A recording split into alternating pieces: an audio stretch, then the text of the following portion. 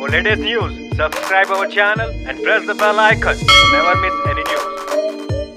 നമസ്കാരം, ഇത് one India Malayalam.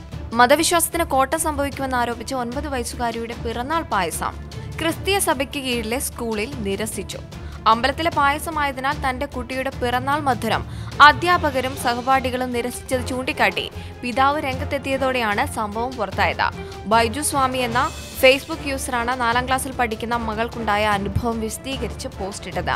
മകൾ കരഞ്ഞുകൊണ്ട് വീട്ടിലെത്തിയതിന്റെ കാരണം അന്വേഷിച്ചപ്പോഴാണ് വിവരം അറിഞ്ഞതെന്ന് ബൈജു പറയുന്നു. ഈ സ്കൂൾ കോട്ടയം രൂപതയുടെ കീഴിൽ നല്ല നിലയിൽ പ്രവർത്തിക്കുന്ന ഒന്നാണ്. പഠിക്കുന്നവരിൽ ഭൂരിഭാഗവും ക്രിസ്ത്യൻ പശ്ചാത്തലമുള്ളവരും. അമ്പലത്തിലെ പായസം അവരുടെ മതവിശ്വാസത്തെ ഹനിക്കുന്നത് കൊണ്ടാണത്രേ അവർ കഴിക്കാത്തത്.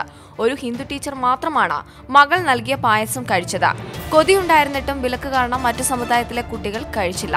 കുട്ടികളെ വീട്ടുകാർ വിലക്കിയതാവാൻ കാരണമെന്നും ഇയാൾ ഫേസ്ബുക്കിൽ ആരോപിക്കുന്നു.